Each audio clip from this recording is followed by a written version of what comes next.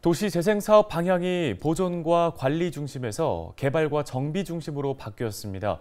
10년 가까이 추진돼 온 보존과 공동체 중심의 도시재생이 사실상 폐기되고 이른바 2세대 도시재생이 본격 추진되는 건데요. 네, 전환기를 맞이한 도시재생 연속 보도. 오늘은 은평구의 도시재생 사례를 살펴보겠습니다. 손성혜 기자가 취재했습니다.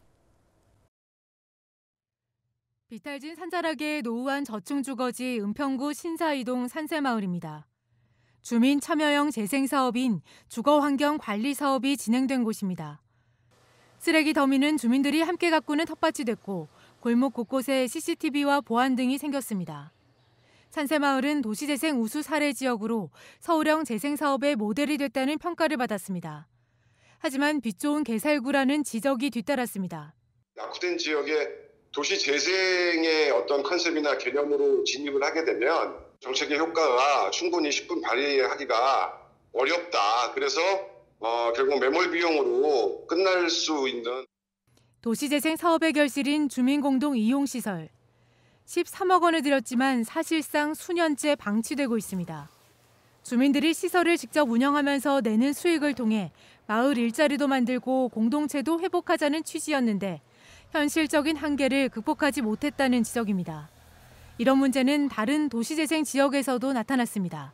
이용률이 적습니다. 네. 또 수익이 발생돼도 적은 수익이 발생되다 보니까 누군가가 그 자기의 생업을 포기하면서까지 그 자발적으로 이렇게 운영할 수 있는 그런 사람이 없다는 거죠. 명확한 사후 관리 방안이 미비하다는 것이 지금 문제점으로.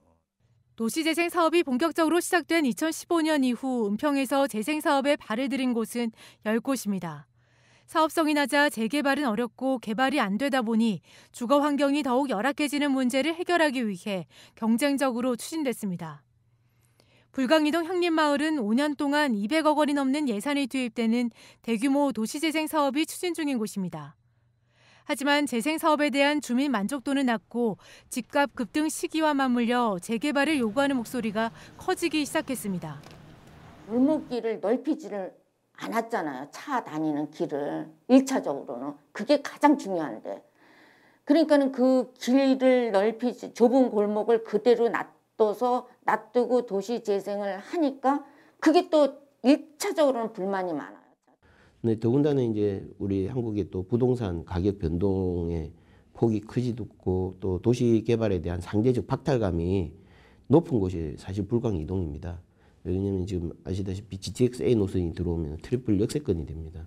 근데 서울 시내에서 트리플 역세권을 바로 접해 있음에도 불구하고 저층 주거지로 아파트 단지 제대로 된 아파트 단지 하나 없는 곳이 유일한 지역이 거의 불광이동이고요.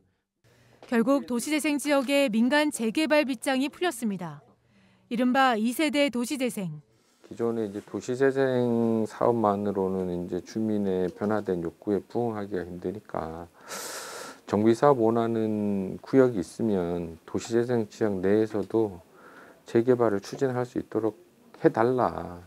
오세훈 시장님 취임하고 나서 2세대 도시재생이라는 이름으로 이제 정책이 바뀌었죠. 바뀌어서 거기에는 민간 참여를 활성화하자라는 취지로 대신에 그간의 이제 주민 공동체 활동 이런 사업들은 축소를 하자. 재개발 민원으로 도시재생 사업이 중단되기도 했던 응암 3동 다래마을은 도시재생과 재개발 사업을 동시에 진행하게 됐습니다.